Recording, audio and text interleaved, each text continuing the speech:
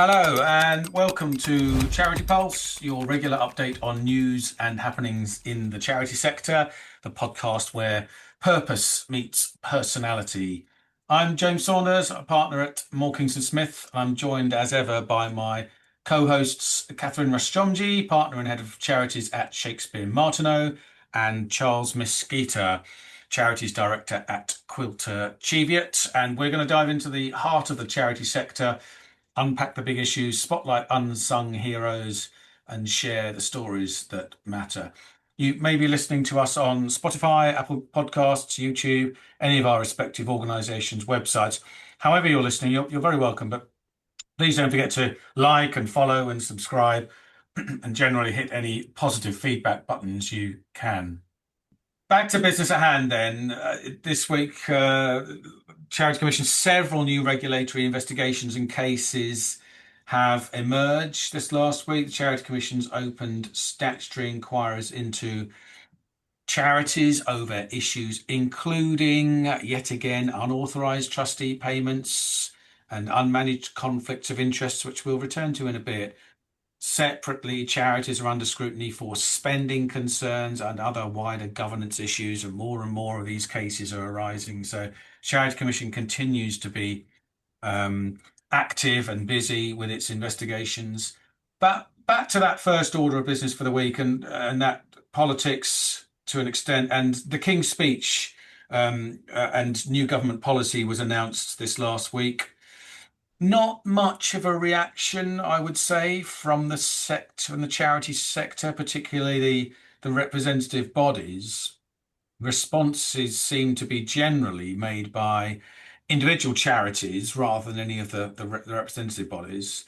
There's still serious concerns over lack of concrete action on social care funding in particular, battling the cost of living crisis, albeit, of course, the results, the economic results, the GDP results and numbers this last week have been reasonably positive, which might possibly give the government a little bit of breathing space before the impact of the Iran war really hits in the next set of results.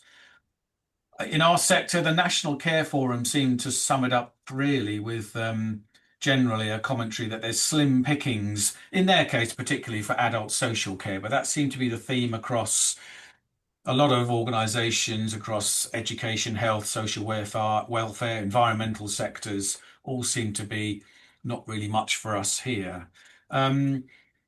Charles, Catherine, your thoughts on this? Charles, I'll come to you first. Anything that really you saw from the King's Speech or from the government policy being announced, or was it all a bit of a damp squib, Charles? Well, I have to say, I got quite excited when you suggested we might talk about it, but then I was thinking about the King's Speech in the US, where I think he played His Royal Highness played a blinder in both in Congress and at the state dinner. I mean, the government is, I think, somewhere between a rock and a hard place, particularly with what's going on in the Middle East, and that we're going to just have increased problem in the cost of living crisis. To be honest with you, I think the damage has already been done with the increase in national insurance contributions, and I think the sector's still reeling from that. The only other issue, which is probably something is more of on a personal basis, is the highlighting of food security, which I do think is a massive issue, and there are some fundamental things the government needs to address. So, yes, probably the current government should focus less on leadership change and getting on and doing the job that they were elected to do on the mandate they were set. Yeah, Catherine. It's interesting, isn't it? I picked up more so the lack of commentary from the umbrella bodies.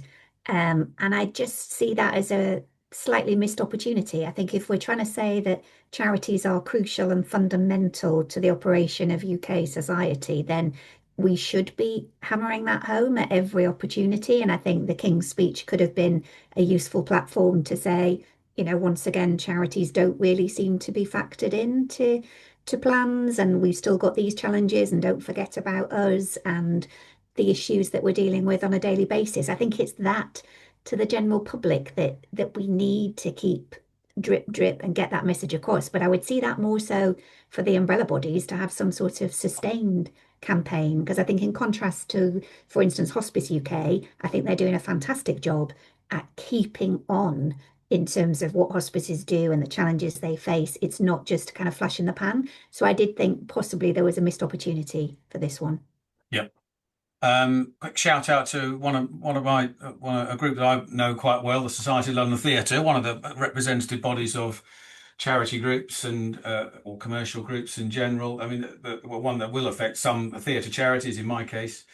They were saying how good the European Partnership Bill might be, and also the inclusion of a draft ticketing bill, which hopefully will address ticket touts. So there was a few bits in there for some of our subsectors. Um, Moving on. So the second point this week, second item, the Charity Commission has updated. This is about a couple of weeks ago, actually. The Charity Commission updated CC 29, as Nice. Charles might call it. It's Charity CC 29, conflicts of interest guidance. Um, I mean, to me, this reflects there's been so many reported stories recently, many of which we've covered over time around this topic. And I mentioned earlier, even this week, new Charity Commission investigations over unauthorized trustee payments and conflicts of interest or badly managed conflicts of interest. There was a case this week related to, I think we mentioned the William Blake House problem matter before. Which the Charity Commission was investigating. As part of that investigation, they have now had a look at a couple of other charities, linked charities, and started investigating them again over failures of conflict of interest. So, did this prompt anything, Catherine? I'll come to you first on this one. Did this prompt anything in your mind around particularly these charities with conflict of interest issues? Yeah, I mean, I found it fascinating because the article said casework suggested that most unmanaged conflicts of interest came from a lack of awareness rather than deliberate wrongdoing, the commission said. But I just find that staggering. I mean, I do trustee training year in, year out, 2 or 3 times a year, public awareness sessions that trustees regularly come to. They take their responsibilities very, very seriously. Conflicts is a particular area where they are looking at conflicts of interest, conflicts of duty, conflicts of loyalty. They are very careful about making sure that's all managed. So to hear that it's a lack of awareness, I thought, I'm not sure it is. I think that's possibly more so people are saying, oh, we didn't realise. But I think there is this distortion where people are looking to charities as an income stream to fund something they want to do rather than understanding that discipline and rigor that as a trustee you are an unpaid volunteer. So I was slightly surprised at that. And then I was fascinated by the William Blake House story, the fact that the Charity Commission are essentially tracking the trustees. So they're saying, well, you're a trustee of these other charities, so now we're going to have a look at them as well. So they've come into the frame, whereas actually they weren't under the spotlight at all. Mm. And I thought that's really interesting that And potentially finding fault in those other ones as well. I mean, you can't help feeling that it's almost infectious, isn't it? yeah, Or rather, if there's problems in one organisation, then the same problems will occur in related or where there are related trustees. yeah, which Charles? makes you think, doesn't it, that you've got to be careful about who's on your board and what other interests they have as well. Mm. Charles? Yeah, it's interesting, isn't it? I mean, conflicts are inevitable, and I'm a bit like Catherine. I think they are.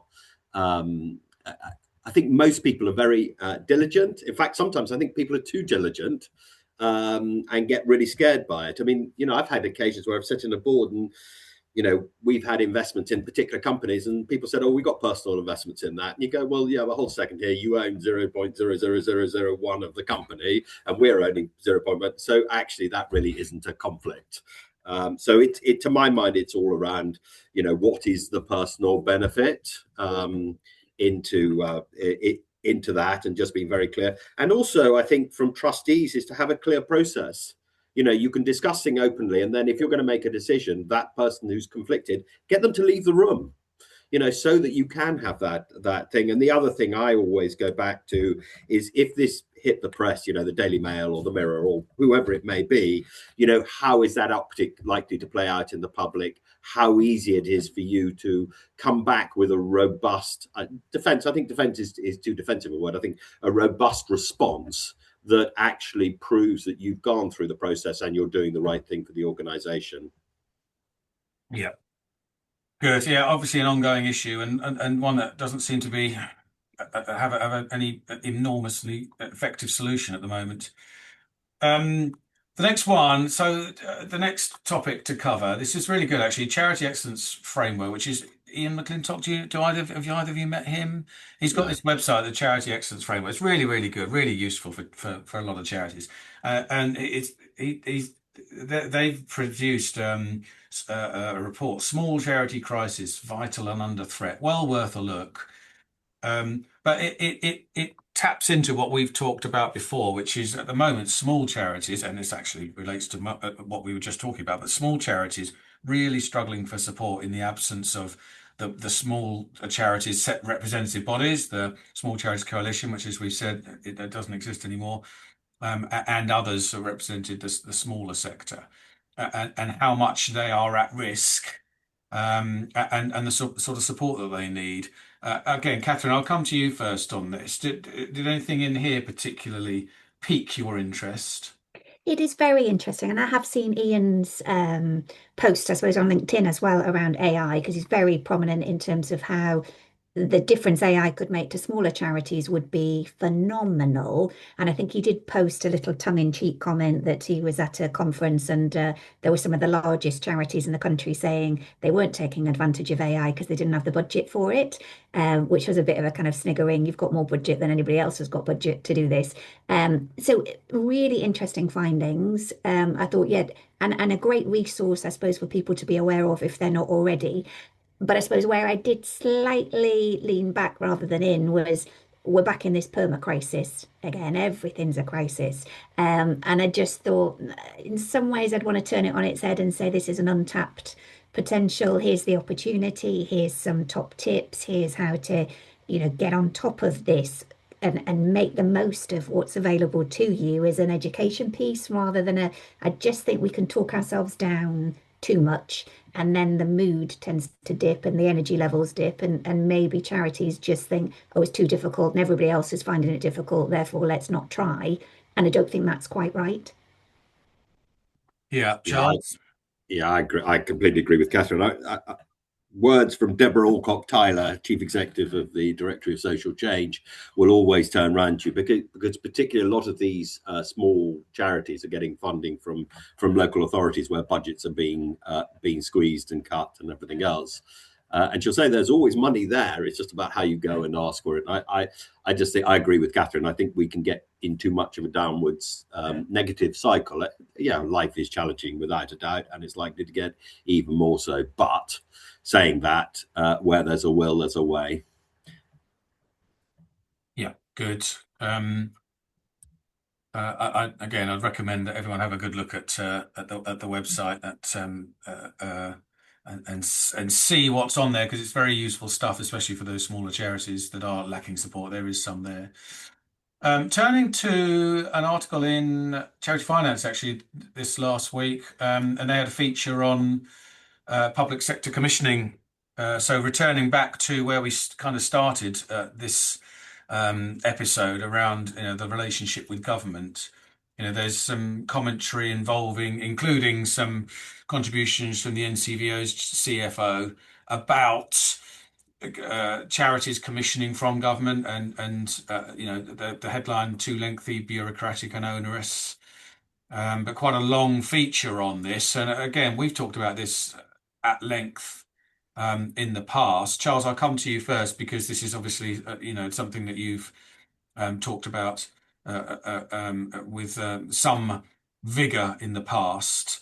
The appetite for public sector contracts is falling. Would you agree with that? It's changing. I know that I've got a few clients who have been handing back contracts that they simply can't make work. To the advantage of their organisation, but to the detriment of their beneficiaries, it could be argued. How do you feel about this, Charles?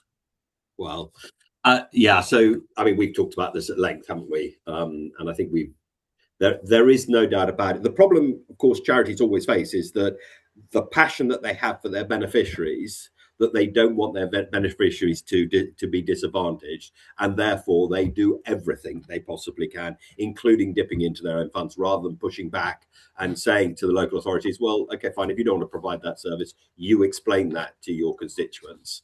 And I don't think, again, the sector, which is easy to say, and I agree, difficult to do. I mean, Catherine mentioned the hospices earlier. You know, there's always a tug of war about how much money the NHS pays to hospices and why there should be so much regional variation between one hospice and another, and children's hospices to adult hospices. It makes no sense whatsoever.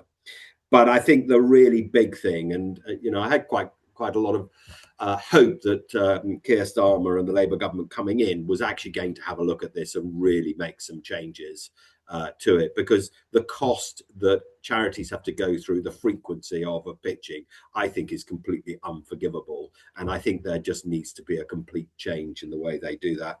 And then the final thing I would just say is that the sector needs to put its own house in order, because I think grant makers are also doing something similar in making it very bureaucratic for relatively small sums of money, where really what we should be doing is, you know, if we've been set up as a grant maker to help support, we should be going out and finding and then really supporting, and not putting this through this whole process. And I think that this culture of having to check everything and being suspicious that things aren't being spent correctly just puts an additional burden and on organisations that really can't afford it. Yeah, good. Catherine? Yeah, it's a really interesting one. I mean, I would agree with both of you. I saw it more as kind of market forces that charities are saying, we're not playing this game anymore. We don't want to bid for it. We're not going to. And you've got to let that ripple through and have some consequence. Because there was one paragraph in one of the articles, and it honestly made me sick to my stomach, that it was a chief exec of a charity saying she recalls a big contract her organisation felt best placed to deliver, but did not have the in-house expertise, capacity and resources to bid for. So they paid £35,000 to an external organisation to support the charity in writing the bid. £35,000. I mean, and then I'm thinking, well, whatever you're making on that contract, you now need to make 35,000 plus. And that just can't be right. I mean, I just thought that was the world's gone mad. Yeah. Charles? Yeah, the other thing I would just also say is that from an employment point of view, it also makes it really, really difficult for charities to know how to staff themselves. If a contract's coming up every 2 or 3 years, that's leading to having, you know, shorter and shorter contracts for staff, which is also you're losing a wealth of knowledge, experience, and everything else, and getting this massive turnover. So it's just creating more and more problems. I think government really does have a responsibility to look at this and to look at it in the round, not just at this sort of getting best value or whatever's the cheapest. I mean, they had a big enough problem with the post office, which has ended up costing the taxpayers a lot of money. This is something that they really could address, and they could have a much better, I think, and more productive relationship with the sector. Yeah, good. Couple more slightly off, let's say they're slightly off-tack stories. I saw the homeless, my friends at Homeless Link promoted A Million Acts to Hope this week, which is the week-long campaign, 13th to the 20th of May. Happening at the moment, which is great, and it's supported by, you know, all sorts of brilliant charities, YMCA, Save the Children, Trussell, you know, friends of the major one, large ones, small ones. But that's going on at the moment. So a bit of a throw out, shout out to that, which support that if you can. I would be remiss not to say in my world that there's an awful lot of attention on the charity SORP for accounting regulations at the moment. We've got a lot of seminars going on. I'd encourage anyone with any sort of financial interest in charities finance to attend ours and any number of webinars and seminars that must be going on right now. Our next one is on revenue recognition, 30th of June. Sign up is open, so please do sign up and get yourself registered on that. And our webinars on a lot of these things are on our website at the moment. But it's a big deal in the charity finance world at the moment, with, you know, the new thresholds coming in, the new SORP coming in for this later this year. The 31st December year ends are going to be subject to it. So quite a lot of change going on. James, are you finding that a lot of people are struggling with the I mean, because there are 2 or 3, isn't it, major changes? Yeah, I think it's still going through a bit of discovery, really. It's really interesting, these webinars that we're running. I think people have got the basics of what the issues are, but there's so many nuances coming out of the questions from seminar attendees at the moment. We're in a particular situation. What about this? What about that? And that is what's really interesting, is the nuances. Unfortunately, there's very little black and white in some of these areas. There's an awful lot of, there's large amounts of shades of grey in where the questions lead us to.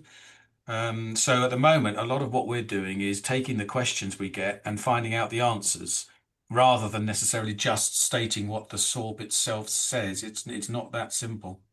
But isn't that always the way whenever we get a change like this? I Is that think I think we're more aware of it this time. I don't remember it being quite so nuanced last time round. I think there's an awful lot of ingrained knowledge in the charity sector, in the finance teams, in organisations.